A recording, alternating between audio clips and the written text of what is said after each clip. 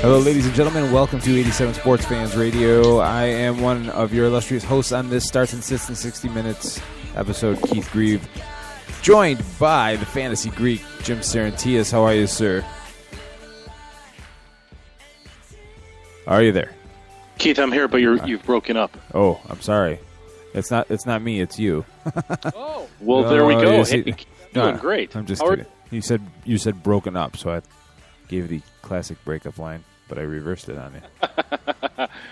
No, Keith, I'm doing really well. Just glad to be with you this beautiful Saturday evening, doing our starts and sits for Week 15. Well, it may be beautiful where you are, but it is a snowy night up here in upstate New York. So please, let's talk football and get my mind off it. And let's start with the game that's already been done, San Diego beating the Denver Broncos.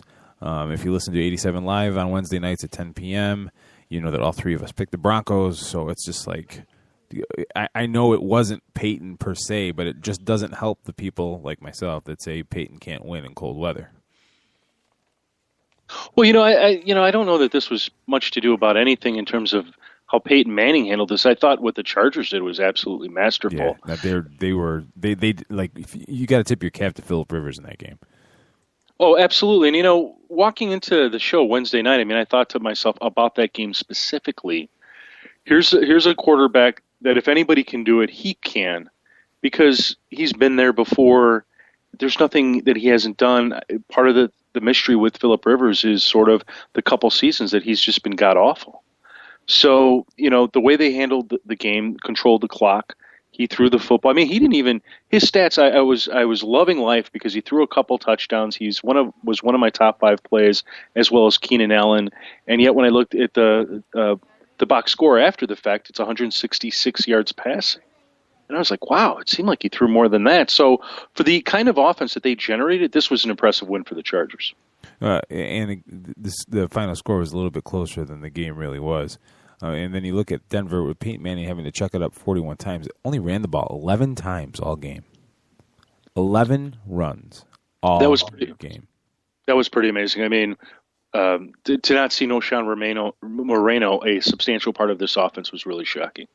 Yeah, and again, I understand Peyton Manning's Peyton Manning. You want to put the ball in your best player's hands, but you got to strive for some semblance of balance. And then on the opposite side of the ball, San Diego rushed the ball 44 times. Yeah. And held a 38-21 time of possession advantage. You're not going to win many games like that. You're just not. You're not. And, feather in the Chargers' hat, it keeps them alive in the wild card hunt. And we'll see how this all falls. I think it would be interesting if 3 teams out of the AFC West made the playoffs. You get that rivalry feel in multiple playoff games, possibly, depending on how the seeds all fall out.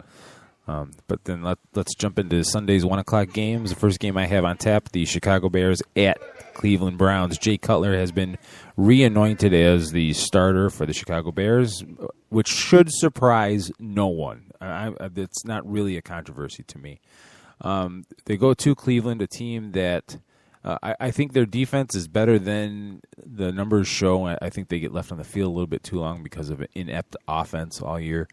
The carousel at quarterback for Cleveland, anyway, there's just not enough of an identity. And even though they are home, I'm still going to pick the Chicago Bears to win on the road.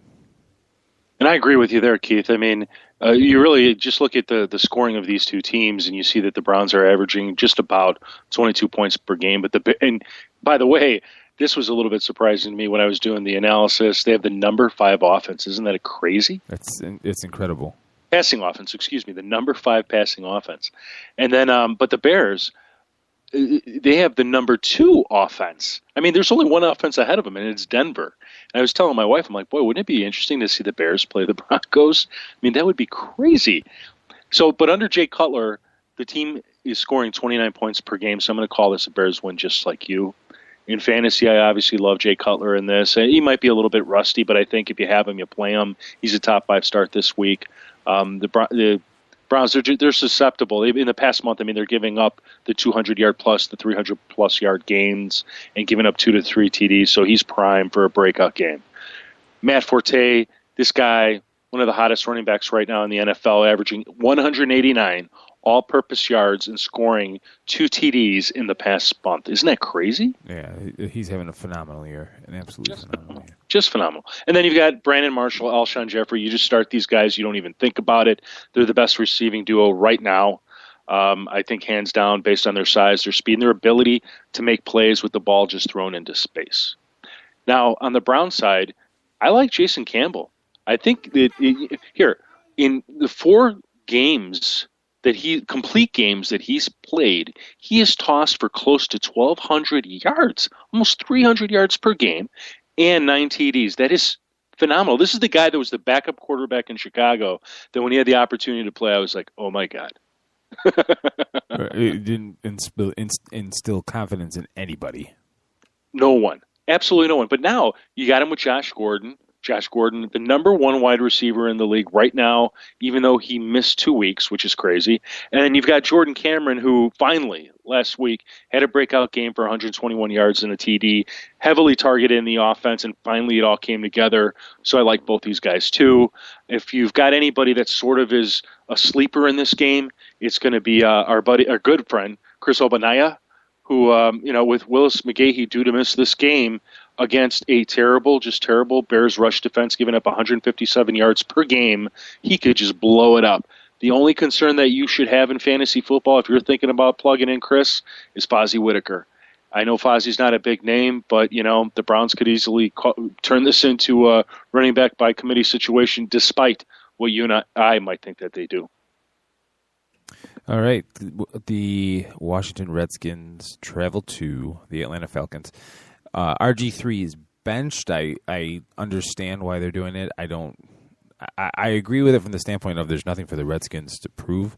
So you might as well just hit the reset button, and who knows what they can get for Kirk Cousins, whether it's trade, a trade audition or whatever. And Steve brought up a good point Wednesday night that wouldn't it be funny if when all is said and done, Mike Shanahan and Kirk Cousins end up in Houston, which is intriguing and all. But Washington is a mess. Kirk Cousins may come in and may play fine, but the Falcons have been just as big of a mess, but they're home, so I'm going to take the Falcons.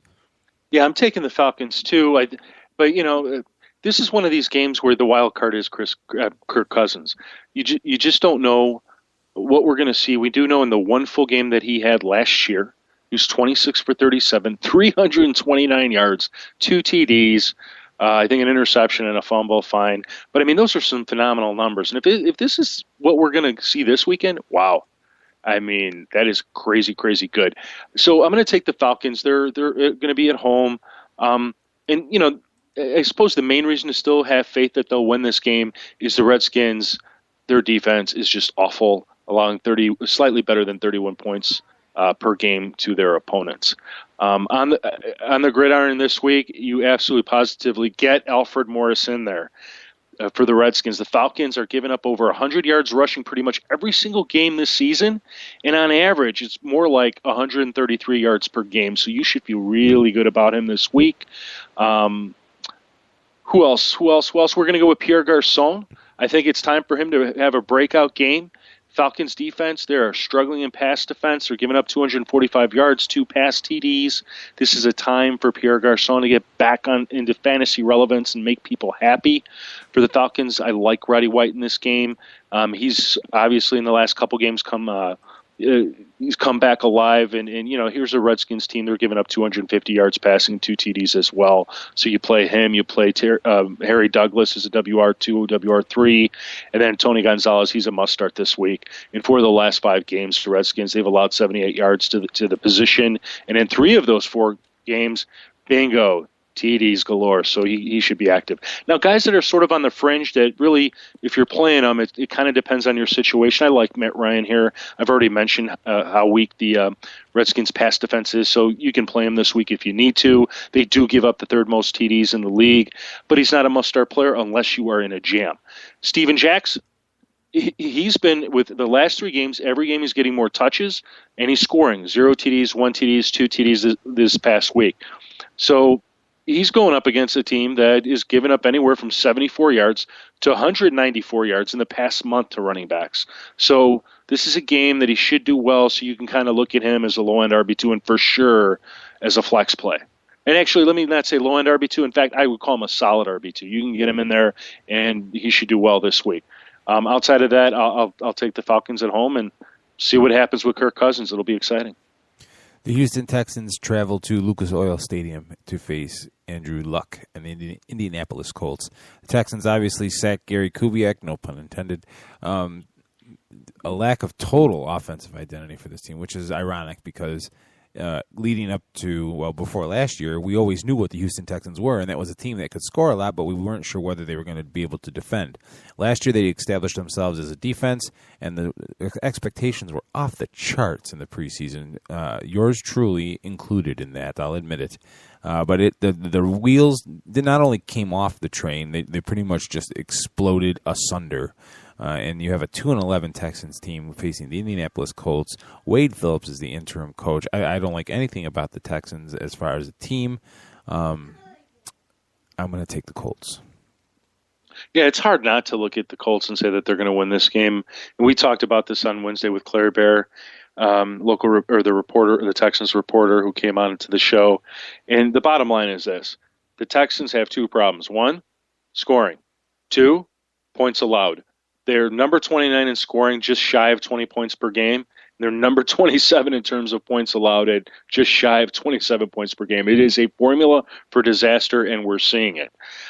But here, this week, in terms of fantasy football, the one bright star, the Lone Star, can I say that? The Lone Star? Andre Johnson. I mean, here's a guy who's averaging over 100 yards per game since Casey Keenum came in to be the quarterback, and his best game was 220 yards, 29 yards receiving, 3 TDs against this same Colts team that they're playing. Now, he's not going to do that same. At least, if he did that, it'd be great. But he should still have a solid game, and you get him active. Another guy I like is Kobe Fleener. I think he's an automatic must start against the Texans team that has allowed 4 TDs to tight ends in the past 6 games, and is giving up an average of just shy of 70 yards. So he makes for a good play this week. Now, Ben Tate. He's a low-end RB2 or a flex play this week, mostly because of the risk, because he's had on-again, off-again types of games. And the reason why you kind of have to like him this week is because the Colts are allowing an average of 140 yards per game to the position, and also an average of about 1 rush TD to the position. So he's primed to have a good game. It's just whether or not you really want to put him in. You'll look at your other options, and if he makes more sense, just go with it and let it be. Then I think you've got to look around and you got to go to the Colts now. And the guy that Andrew Luck, he's been struggling, and then suddenly he has a big game. Last week, throws for 300 some yards and 4 TDs against the Bengals. So this is the kind of game that makes you say, he can do well here, but boy, he can also maybe not do well. So in fantasy, you look at him, look at your other quarterback, and you pick the best of the two. If the other guy looks like he's poised to have a better game, then I think you got to go with him. And just forget about Andrew Luck. This is the playoffs, baby, and that's the way you got to play it. Same way with T.Y. Hilton. Here's a guy that's been struggling. But because of the matchup, and because he put up 121 yards and 3 TDs on these Texans last time they played, he's a guy that makes for a WR3. If you need a running back to sort of get in there as a flex play, look no further than Donald Brown.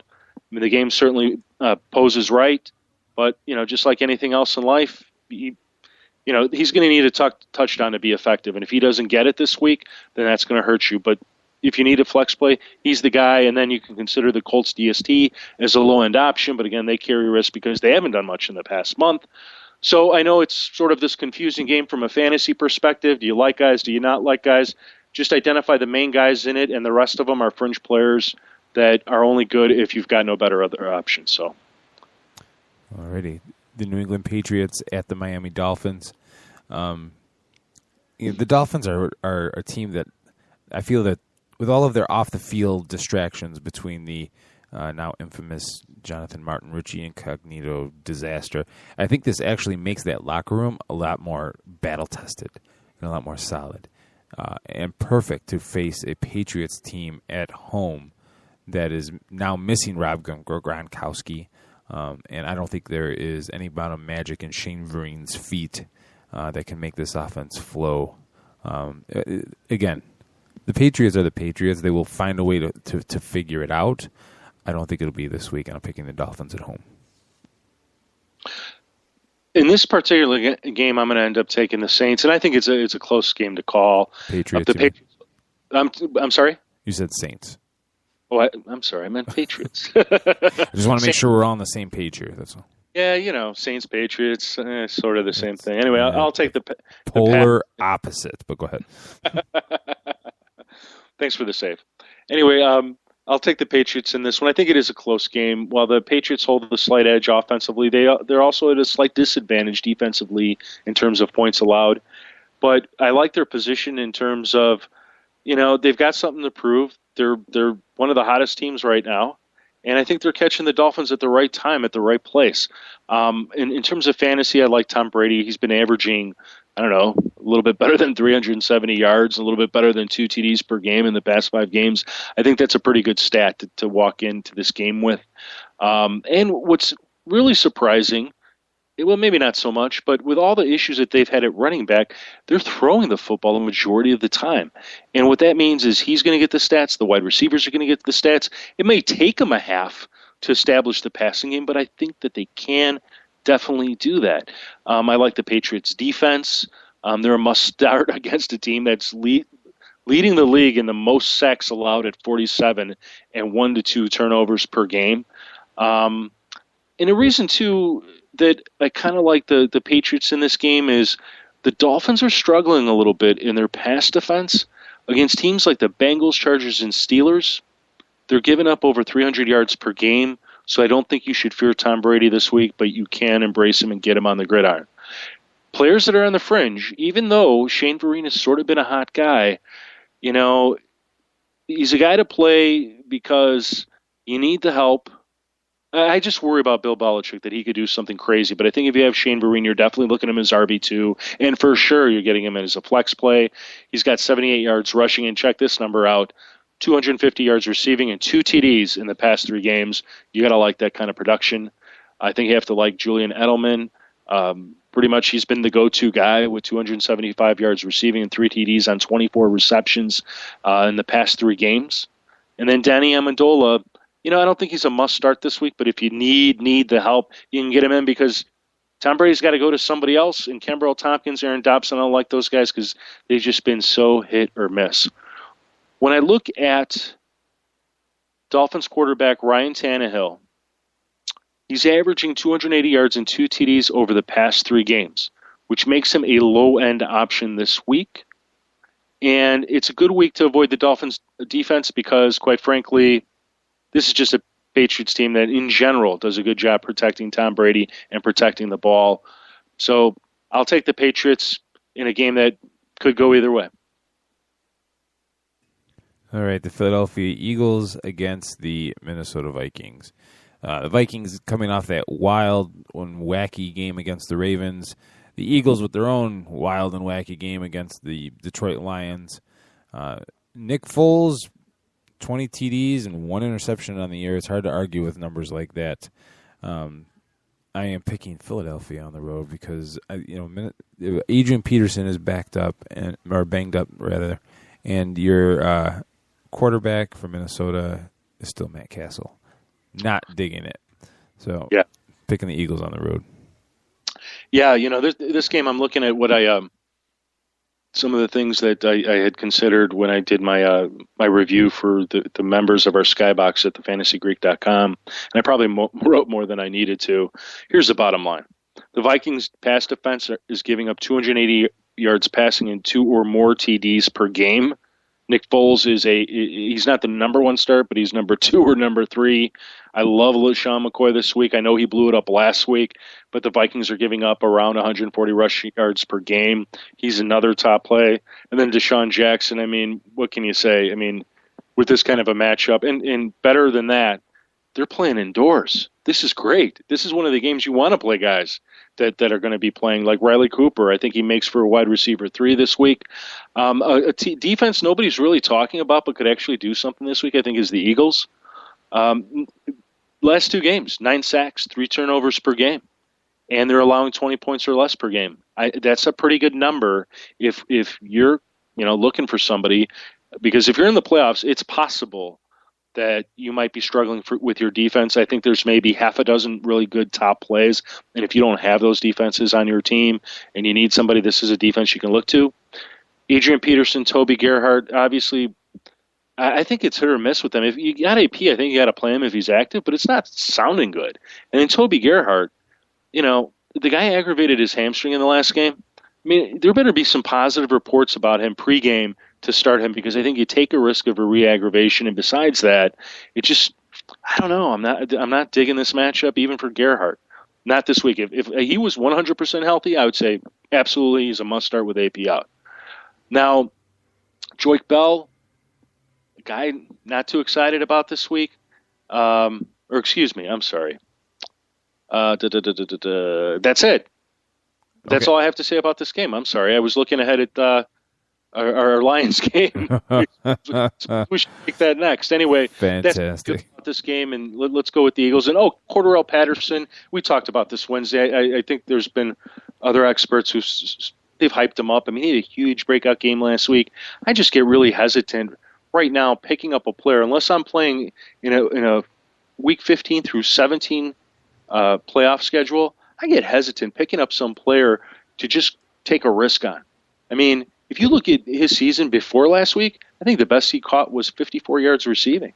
And if he morphs back to that, wow, you're in trouble in a week where you need your best players putting up their best points. So I would be real hesitant before I did that. All right, the Seattle Seahawks travel to the New York Giants. Normally, I am a big believer in the West Coast traveling the East Coast, hampering the West Coast team. I usually abide by that when I make my picks. However, the Seahawks defense is just too good, and the Giants just don't have it offensively. Whether you want to point to a lack of a running game or whatnot, or Eli Manning, making some horrible, horrible throws, at least early on in the season, the Giants just don't have it. The Seahawks have the it factor, and that is enough. They're 11-2, which is enough. You are what your record says you are, but the Seahawks defense is so physical and just intimidating. The Giants just don't have any answer for that. I'm picking the Seahawks on the road. Yeah, I'm right there with you. There's just way too many reasons to pick the Seahawks. They're 5-2 on the road. But really the thing that jumps out at me is against the better offenses in the league. And what I mean by that is the Broncos, Eagles, and Cowboys. And I do consider the Seahawks to have one of the better offenses since they're number 4 in scoring. The Giants, the scoring differential is this: 101 points to 65 points. Seahawks hands down. Russell Wilson, low-end QB1 if you need him this week. Marshawn Lynch, you definitely start him like you usually do. Seahawks defense, number 2 defense in the league. I don't know how you don't start them, even if they're not as good as they are at home. They are a must-start. If they're definitely one of the top 5 starts this week. Then everybody else is sort of like, do you need to play him? I mean, Doug Baldwin, I think he's still a wide receiver 3 if you need the guy. Andre Brown, this is not a good week for him. I think if you have to play him, you do. But, wow, this is the league's best rush defense. And they've only allowed 4 rushing TDs on the season, so this does not bode well for him. In terms of wide receivers for the Giants, the best one's going to be Victor Cruz. I would try to avoid Hakeem Nicks and Ruben Randle at all costs. Brandon Myers, 3 weeks in a row this guy has scored TDs, and I was not a believer in him, and I suppose I'm still kind of not a believer in him because without those TDs, he's just not putting up the kind of yardage that makes it worthwhile. And, can he score a TD for a 4th week in a row? I suppose he could. Look, if you need him, you're going to play him, but it just doesn't get me all excited. Anyway, Seahawks, let's move on. San Francisco 49ers travel to the Tampa Bay Buccaneers, and the 49ers are the 49ers. They're a very talented team. They're good defensively. Colin Kaepernick, while he may not have been living up to the billing, I'd still rather have him on my side than a lot of other guys. And that being said, I'm picking the 49ers to win on the road in Tampa Bay, with the caveat that this may be an upset special. Total gut feeling. Don't ask me to break down analysis, position by position matchups, or anything like that. the Buccaneers at home, they've been playing better ball, better defense, and Mike Glennon, if he gets on a streak, might just make enough plays to put Tampa Bay over in like a 21-17 type game, even 21-20. If it gets into that kind of game, the Buccaneers have a shot. And so I will pick the 49ers with the caveat that this might be one to watch, folks. And I'll take the 49ers, and I can't see it. I cannot see an upset in this particular instance, and here's why. If you exclude the Seahawks loss that the 49ers had in Seattle, their offense is averaging 31 points per game on the road. The Bucs, against the better defenses in the league, and I include in that category to be the Cardinals, the Panthers, the Seahawks, and the Dolphins, are averaging just 15 points per game. So I think this is a hands-down a 49ers win. I like Colin Kaepernick against the Bucs team, giving up about 240 and 2 TDs per game, which means you get Vernon Davis active, and I like Anquan Bolden and Michael Crabtree as wide receiver threes. I think they could do some damage. You obviously start the 49ers defense. Vincent Jackson, here, the 49ers, they're giving up about 200 yards passing per game and 1 pass TD, and still you got to start Vincent Jackson. He's the main playmaker there. He can make the big play, and you just roll with him each and every week.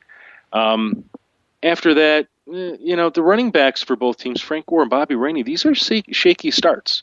Both teams are giving up just about 100 yards rushing and the occasional score, with 6 on the season for the Bucs and 10 on the season for the 49ers.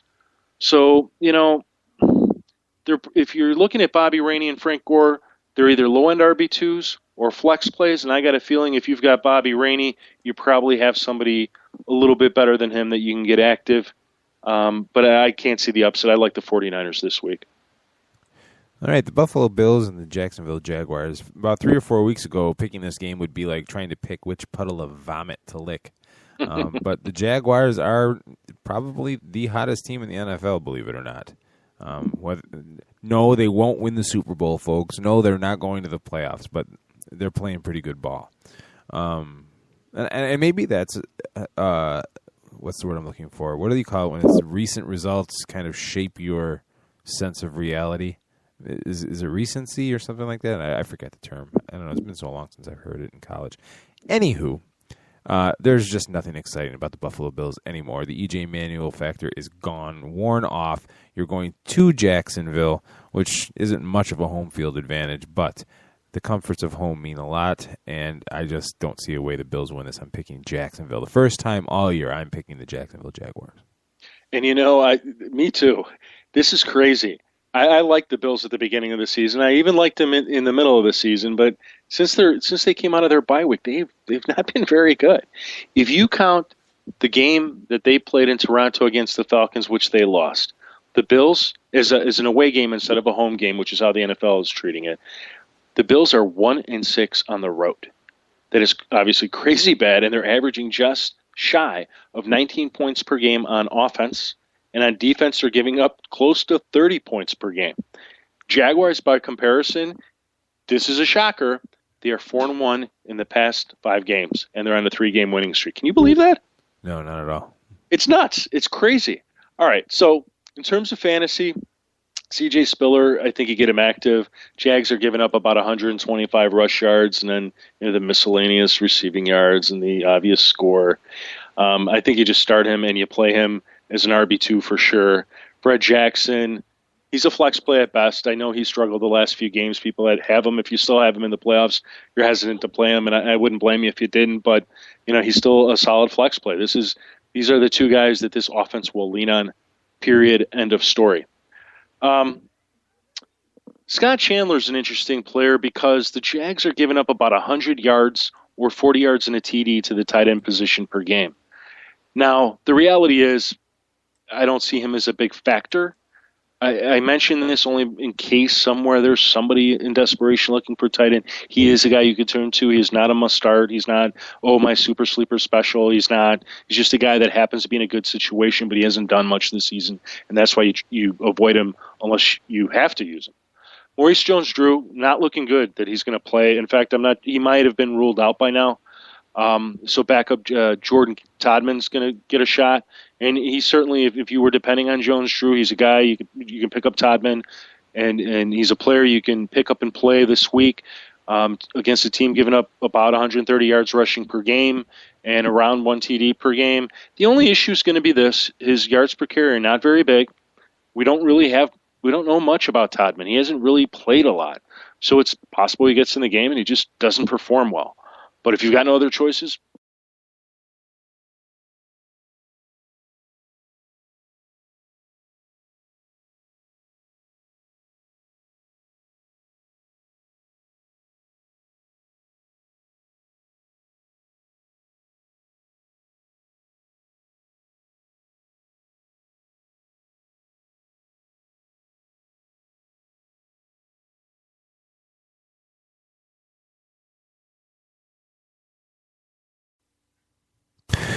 And we're back. Just waiting, trying to get Jim back online, talking about the Jacksonville Jaguars and the Buffalo Bills. It's not too early to start believing in the Jaguars. All right, so I'm back. All right, and there he is. He's back. I was just saying it's not too early to start believing in the Jaguars. Don't I think the last thing I was talking about was the Jaguars. Yeah, go ahead. Go. I will let you pick up where you left off. Yeah, so the Jaguars defense, they're definitely an option this week. They got 11 sacks, 8 turnovers in the past month. And they're just giving up, except for one game, just about 20 points per game. So I do like them this week. All right, the Kansas City Chiefs at the Oakland Raiders. The 10-3 Chiefs, by far, probably the successful surprise of the season. No one saw that the start that they got on coming. The Raiders struggles at the quarterback position. Their defenses look good in spots, but at other times has been quite underwhelming. I'm picking the Chiefs here. The Chiefs are just too good all over the place. Yeah, I mean, besides the 3 games that the Chiefs had against the Broncos and the Chargers, this is a dominating team. The Raiders are being outscored 3-2 at home. The Chiefs, they make definitely for a great start this week. Their defense, Jamal Charles is an obvious must start. In fact, these guys had played before, and the Chiefs defense, 6 sacks, 1 interception, 1 defensive fumble recovery, 2 kick returns for TDs, 10 points allowed, 257 yards of a total offense. So start them with a lot of confidence. Now, everybody else is sort of a coach's decision. Guys, you got to think about and compare to who else you have. Alex Smith, he's averaging just about 240 yards passing per game, slightly better than 2 TDs. But I don't know if he's the guy to trust into the playoffs. I mean, if that's who you got, that's how you got. You play him. He just carries the risk that, Jamal Charles just pummels these guys on the ground and suddenly the Chiefs aren't passing the ball. Okay. So Dwayne Bowe, he's a wide receiver 3. That's how you treat him. For the Raiders, Rashad Jennings is really the only guy to look at as a low-end RB2 or a flex play. The unit, the Chiefs are giving up, they're about 117 yards on average. I know that's not bad, but that's to both running backs if the Raiders start 2. But let's just say most of that goes to Jennings, but they're just giving up 6 rush TDs, so that's what you're going to get. Let's say a 100-yard rusher, and that's it. So if you need him, use him. If you have a better option, roll with it. Avoid everybody else. I love Matt McGloin. I like what he's doing with Rod Streeter, but this is not the week to play these guys. All right, the New York Jets at the Carolina Panthers. The Panthers, I thought, dropped the ball, no pun intended, last week, and an opportunity to really make a statement. But the Saints are the Saints, and especially when they're at home. There's the Saints outdoors, which we saw against Seattle the week before, and there's the Saints indoors, which we saw last week against the Panthers. That doesn't mean the Panthers are not for real. Our power rankings, which I haven't done in a while, shame on me. Bad blogger. It was one of the first to have the Panthers in the top 10, and it's no fluke. The Jets are not any hopes that you had that maybe Rex Ryan was onto something, and it's so funny. Like, we were on week 6, week 7, that there was rumors about being coach of the year, and now we're back on whether or not Rex is the right guy for the job with the Jets. The Carolina Panthers are at home. There is no way they lose this game. Yeah, the Panthers at home, they're a better home defense than if you just take all their numbers for the year. They only give up on average about just slightly better than 10 points per game. The Jets on the road, if you take out the one game they had against the poorest defense of the Atlanta Falcons. On the road, they're averaging just about 14 points per game. This should be a disaster for them. So, there's really nobody to like on their side. Even Chris Ivory, he would be a terrible start against the number one rush defense in the league that's just giving up slightly less than 80 yards per game and 3 rush TDs on the season. So, more than likely you're benching Ivory if you've got him. Same thing with D'Angelo Williams. I know Jonathan Stewart's gone for the season, but this just doesn't bode well against the number 2 rush defense in the league, giving up just about 83 yards per game and 7 TDs on the season to the running back position. You just can't like it. But on the flip side, you're going to like Cam Newton this week against a bad Jets pass defense that, 250 yards passing, couple TDs per game. You got to like that. You got to like Greg Olsen, 4 of the last 7 games having a touchdown and really being the best go-to guy on this team for the Panthers. You obviously like their defense. A guy like Steve Smith and Brandon LaFell, I think they could be wide receiver 3s or flex plays this week just because this matchup is so good. But they're also guys that if they don't get a TD, they could hurt you badly. So that's how you look at them. I think Steve Smith's best game receiving was 64 yards this season, which is just not what you wanted from him if you drafted him as your WR2, which is probably what you did. So, treat it that way. Other than that, Panthers win in what should be a resounding win. The Green Bay Packers at the Dallas Cowboys. Well, what is the definition of an upset? It's when none of the numbers go the way that you think the game's outcome is going to come. And so I am picking the Packers. Why? Because the Cowboys are shell-shocked. They are in disarray after that drubbing by Chicago. Jerry Jones is opening his mouth about what the defense needs to do, take more chances and whatnot, and blah, blah, blah. It's all starting to come unravel for the Dallas Cowboys. And regardless of how talented this team is, I don't think that they're going to be able to perform. It doesn't matter that Matt Flynn is under center for the Packers. It doesn't, because that defense is atrocious. Matt Flynn is going to look like Aaron Rodgers throwing against his defense. So I'm picking the Packers. And I know you said that before earlier in the week, and I didn't quite exactly agree, but at that time, you caused me to look at this game a little bit closer, and nothing's changed. I still like the Cowboys in this game. That's right. Look, just because I'm in last place doesn't mean just because I'm losing doesn't mean I'm lost. Okay, I'll quote Coldplay on that one. Not at all. Look, the Cowboys, they're just dominant at home. They're 5-1. So let's put that in the give it to the Cowboys column. And then I'd say this, in the last 5 games without Aaron Rodgers, this is a bad Packers team. They're only averaging just about 17 points per game. The Cowboys, on the other hand, in the last 5 games, slightly better than 25 points per game. So I think the Cowboys are going to get this one. That having been said, I love Eddie Lacy this week. He looks like he's a full go. Whatever his issues were, it looks like they're behind him for this week. He's taken on a Cowboys rush defense, giving up some combination of about 125 yards and a score. And last week, Bears' Matt Forte just did these guys bad. 175 all-purpose yards and 1 TD. Eddie Lacy is a top 5 play this week. Tony Romo, solid start. Pass defense is giving up about 245 yards and 2 TDs per game. If you start him, you start Des Bryant, you start Jason Witten with confidence. And DeMarco Murray, his numbers have been they've been generally good or crazy good. And then some games not so good. But look, you're starting him too. This is a Packers team that's given up over 200 yards rushing in 3 of the past 5 games. Start DeMarco Murray. Okay. Now, everybody else, big yellow flags, wave them up in the air. I do like Jordy Nelson as a wide receiver 3. I could like James Jones as a wide receiver 3. And Jarrett Boykin, I would probably say, don't bother. And it's just a pecking order. Jarrett Boykin certainly could have a good game. You pointed out sort of what the Cowboys' big weakness is their pass defense. But the reality is in the fantasy playoffs, you're not taking these kinds of chances and hoping Jarrett Boykin gets it. You want to sit with the guys that seem to be the better producers, the more dependable guys, and I just gave them to you there. I still like the Cowboys at home. The Arizona Cardinals travel to the Tennessee Titans. Are the Cardinals the best 8-win team at this point in the season that no one is talking about? Seriously. No, seriously. I agree with you. I'm stunned. looking at this team and saying, "Wow, these guys are 8-5." I mean, I remember when Carson Palmer was struggling, and we're looking at Rashard Mendenhall as a complete bust. I remember people releasing him to the waiver wire. Suddenly, people are picking him back up and saying, "Well, he's got some value." And suddenly, Larry Fitzgerald and Michael Floyd has just been a breakout performer, and certainly showing many, many reasons why next year he should be making a huge impact in the NFL. It's crazy.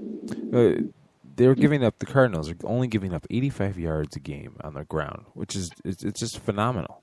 And if you listen to our NFL preview, there was nothing about Arizona that I was excited about on defense. But give them credit. I was wrong. I'll fully admit that I was absolutely wrong. And that being said, partly because of the defense and the fact that Ryan Fitzpatrick is still the Tennessee Titans quarterback, I'm picking Arizona on the road. And we get back to the Fitz factor, don't we? Yeah, I know, because you're probably going to come up with some stat that makes me look like an idiot, but it's still right. I've watched Ryan Fitzpatrick in Buffalo for all of last year. It's not possible. Yeah. Well, this I think is a tough game to call because here the Cardinals, they're not as good of a road team as they are a home team. In their last 3 road games, they're giving up anywhere from 20 to 27 points. So that's not a good stat for this team. The Titans have lost their last 2 home games, but they lost them by 3 points and by 2 points. So at home, the Titans are they're right there. So you're kind of, but the Cardinals defense should be able to sort of keep the Titans rushing attack at bay. And you just got to like Carson Palmer right now. He's playing probably his best football since, his first few years as a pro, and he was sort of the second coming, and it seemed like the Bengals were going to really, really, really do something big. It's just, you pointed out, it's an 8-5 team nobody's talking about, and they've won 4 out of their last 5. So I like the Cardinals in this one. I like the Cardinals defense, one of the hottest defenses. I was close to making them one of my top 5, but I just had 5 better defenses than them. But they're right there. This is a unit giving up just under 17 points scored per game. And over the course of a season, it's just 245 passing yards per game and 90 rush yards per game. That's crazy, crazy good. For the Titans, Delaney Walker, he's a must start. This is Cardinals for whatever reason. Who knows? They let tight ends just post yards and scores on them left and right. So Delaney Walker's due for a big game. If he's on your waivers, stop what you're doing right now. Go get him. Yeah, hit the player on pause. Go get him right now and get him into your lineup. Now, everybody else is sort of depends. Carson Palmer, like I said, he's playing some crazy good football right now. But, you going to start him? I don't think so. This is a Titans defense that it's just 226 yards passing per game. And you know what? The Titans allow the least pass TDs in the league with 12. So I don't like them this week. For that reason, Larry Fitzgerald, Michael Floyd, you're kind of got to hesitate a little bit. Now, it's 226 pass yards, so they could do something. 100 yards receiving for one, 100 yards receiving for the other, and somebody gets a score. So treat them like wide receiver 3s. And I think, Keith, you had mentioned a combination of receivers you had where I said, Larry Fitzgerald, bench him this week. You have 3 other better guys. That's how you want to look at the situation with them. The Titans defense, I would avoid them. This is just not an opportune time. The Cardinals are doing a much better job protecting Carson Palmer in the football compared to earlier in the season. If you want some guys that could do some players that can do something this week, Rashard Mendenhall, Andre Ellington. The Titans' rush defense is awful. I want to say it's, 150 to 200 yards rushing per game that they give up. It's a crazy, crazy number. So look at Mendenhall as an RB2 or a flex play, and Ellington is a flex play. And I like them both. Another one of these guys, sort of like Brandon Myers for the Giants, Cardinals tight end Rob Hausler. He's due for a good game in this matchup, but I wouldn't run out and pick him up off your waivers. I'm just pointing that out because if he does well, who knows? Maybe next week if he's got a good matchup, we'll talk about him again. But otherwise, I like the Cardinals. The New Orleans Saints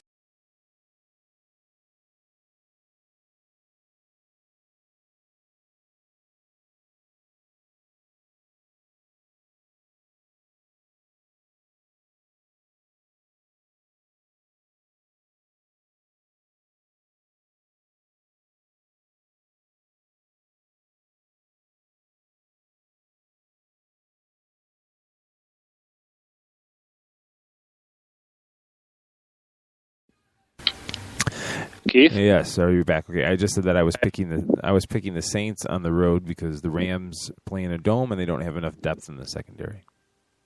I wouldn't even go that far. I just wholeheartedly agree with you. This is the Saints. They're due for the win, and I'm trying to find my game notes on this. What did I do with them? There we go. Yeah, the Saints. They're undefeated in a dome. Period. And they're playing the Rams in a dome, and that's good enough for me. They're clearly a team that, even though they've struggled on the road, the Rams they're struggling too. And I just cannot see the scoring sort of being like the Bears game where I think they put up 42 points, some crazy number. This is a good Saints defense, and even if they struggle a little bit, they should get the win. You're starting Drew Brees, you're starting Jimmy Graham. I like Marcus Colson this week. This is a pass defense that's given up an average of 312 yards receiving and better than 1 TD in the passing game as of late, so you just get them started. Saints defense, get them started too. They look great against the Panthers. What was that, 239 yards of total offense they allowed? And what's better, the Rams, they're struggling. They've only got 10 points, 23 points they've scored in the past 2 weeks. That is crazy, crazy bad. Players that are sort of on this fringe, Darren Sproles, Pierre Thomas, I think they make for flex plays. This is a Rams defense that they're good against the rush, and that's why you're gonna pop them in as automatic RB2s, giving up just about 92 yards rushing per game, as well as 4 TDs on the season. The best Rams player is Zach Stacy, and even in that instance, he makes for a low-end RB2 or a flex play. This is a Rams defense that's had some success against the rush, including against Marshawn Lynch, where they limited him to 45 yards. So. We'll see what happens. Just if you have Stacy, like I have him in one league, I think I'm going to start him as an RB2. But if you've got somebody else, obviously you can plug him in. All right, the Cincinnati Bengals at the Pittsburgh Steelers. The 9-4 Bengals against the 5-8 Steelers. Somebody predicted the Steelers were going to struggle this year. I'm not going to say who, but he's incredibly handsome. The Steelers just cannot run the ball at all, and they are not the same defense they used to be. Cincinnati, listen to me, Bengals. If you're within the sound of my voice, listen to me clearly, okay? Hear me now and believe me later, as Hans and Franz used to say. I'm picking you because you need to win this game.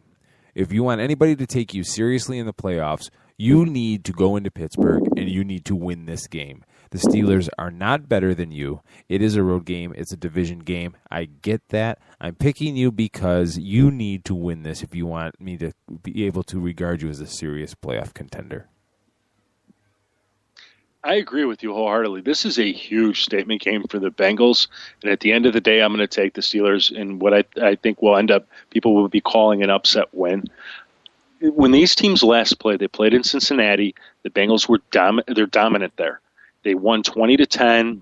Back then, the Steelers didn't have Le'Veon Bell, and Ben Roethlisberger wasn't throwing the football for 300 yards passing like he has this season. So this is going to be a different game at home. Their last couple of games were close games for the Steelers. They could have won them, and they didn't. But I think it's going to happen this week. Now, for fantasy, A.J. Green, you better play him. I don't care that he had 41 yards the last time the last time they played. Last season, it was a similar situation. I think he had 8 yards receiving and 1 TD, and in the second game, he blew it up for like 140 yards. So A.J. Green remains a must-start. This is a Steelers defense that is giving up a boatload of yards, 286 pass yards in the past 4 games and 2 to 3 pass TDs, so don't you dare worry about it. Now that I've said that, Andy Dalton sounds very appealing this week. But again, he's a guy that I look at. If you drafted him as your second quarterback, your first quarterback better have a terrible, terrible matchup for you to put Andy Dalton in. If Andy Dalton was drafted as your first quarterback or somehow, some way, either through injury or other circumstance became your first quarterback, then you can start him. And that's how I would treat him this week. I don't mind the Bengals defense. I think that they can, post some decent stats. This is a Steelers team that has struggled from time to time, so you can get them active, but they're a low-end option this week. I like Benjarvis Green-Ellis. I like Gio Bernard. In the first game, Marv Lewis did exactly what he's starting to do now. He's getting both his running backs involved. Green Ellis had 80 all-purpose yards. Gio Bernard, 65 all-purpose yards and a couple of scores. So you should get some production from these guys. Ben Roethlisberger. Since week 9, Big Ben has been averaging 299 yards passing and almost 3 TDs per game. That is awesome. In fantasy football, he's probably saving people. And it's one of these things that sort of gets swept under the rug because they were so bad for so long, and now suddenly the Steelers are playing some really, really good football, and I think you can start him if you need him this week. Look at Antonio Brown, Emmanuel Sanders, and Jericho Cotchery, all as WR3s, and the way I named them is the way you treat them, who comes first, second, and third. Le'Veon Bell wasn't active when these two teams played in week 2. I don't think he got into action until week 4 or week 5. But what I will say is the Steelers didn't run the ball very much in that first meeting.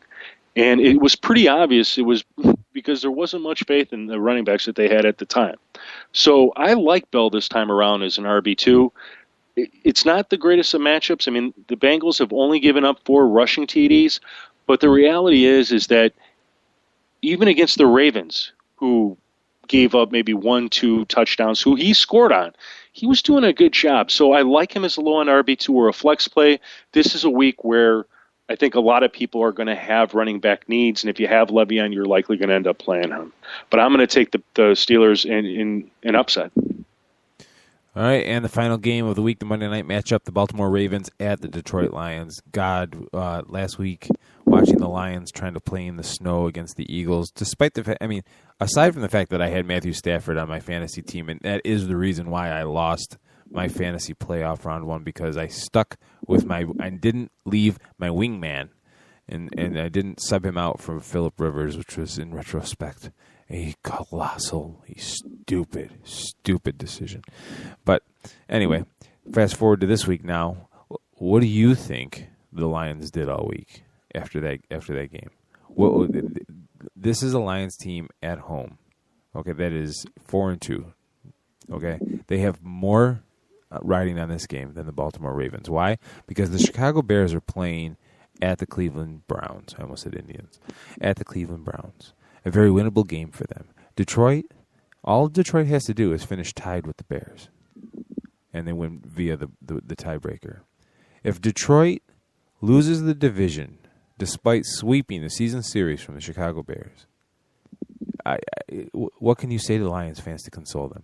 They need to win this game because Chicago is probably going to win their game. They need to keep up. There's only 2 more weeks after this game.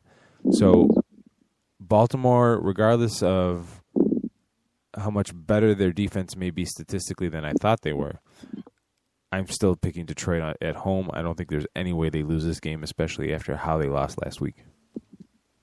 Yeah, this game should be the highest scoring game this week. It should be a complete shootout. At home, the Lions, they're a team that is capable of scoring 40 points at home, but they're also capable of allowing 30-plus points to their opponents. The thing with the Ravens and why I picked the Lions in this game, they have never scored over 30 points this season. This could be the first game, but I just don't see, when you look at the Lions, they're a scoring machine, and the Lions are going to win this one. Now, in fantasy, let's first look at a couple of Ravens. You want to start Torrey Smith. You want to start Dennis Pitta. They're the 2 best receivers for the Ravens. Lions are giving up about 250 yards passing and 22 pass TDs on the season. This is a great matchup for them. You get these 2 guys started. For the Lions, Matt Stafford. I mentioned this Wednesday night when we were talking about some of the games, that Matt Stafford at home is incredible. Just incredible. With the exception of 1 game, Stafford's thrown for almost 300 yards per game, or in 5 or more in 5 home games, and he scored 3 touchdowns in 3 of those games and 2 touchdowns in 1 of those games. So, I mean, if you have Matt Stafford, you better be playing him, or I'm not going to be happy with you, because he's my top quarterback play of the week. You start Calvin Johnson; he's a must start. I think you got to start Reggie Bush, even though this is one of the better rush defenses because of Reggie's involvement in the passing game. You might have to sort of temper your expectations, but if things blow up here, you just don't want to miss it, because we know Reggie, he's that good. A quarterback I like this week, if you need the help, is Joe Flacco. I mean, you saw what he did last week against the Vikings. He did it in short order, 280 yards passing, and what did he have, 2 or 3 TDs? Something like that. But whatever it was, I mean, it was amazing. He had a fantastic game. The Lions are giving up, 250 and 2. So for him to do 250 and 3 shouldn't be a problem this week. If you need the help, he's a guy you can turn to. If you're looking at Ray Rice, if you have Ray Rice, this is going to be a tough one to swallow because last week Shady McCoy put up 217 rushing yards and a TD. Well, guess what? Outside of that one game, the Lions, since their bye week, I don't think anybody's rushed for over 40 yards against them. So it's tough. I mean, this is a week that if you have Ray Rice, I think you got to consider benching him unless you absolutely have no other options. And the Ravens defense, Joique Bell, you just avoid those guys. All right, folks. There you have it. Everything you wanted to know about week 14. 14? Yeah, that's where we are. No, 15. Week 15. See, the DeLorean pulled up outside and I got all distracted. You know what, Keith? One player, did I even talk about Chris Johnson for the Titans? No, you did not. I did not. You know what? Let me talk about him real quick here. This is how you have to look at Chris because it's a tough matchup. It's not a good one. But again, if you're sort of comparing, if you've got him and another guy and they're both sort of in the same situation, why you would lean with Chris is for this reason that the Titans have found ways to get him involved in the offense, and they found ways to get him involved in the red zone offense and into the end zone. And that's the reason why you would look at him as an RB2 start. Okay. And there you have it. All of your playoff fantasy football questions answered. I won't be participating, but win one for me, boys, will you? For Jim Saranteas, the Fantasy Greek, thefantasygeek.com is the website. I'm Keith Grieve from 87sportsfans.com. Thank you all for joining us. Best of luck.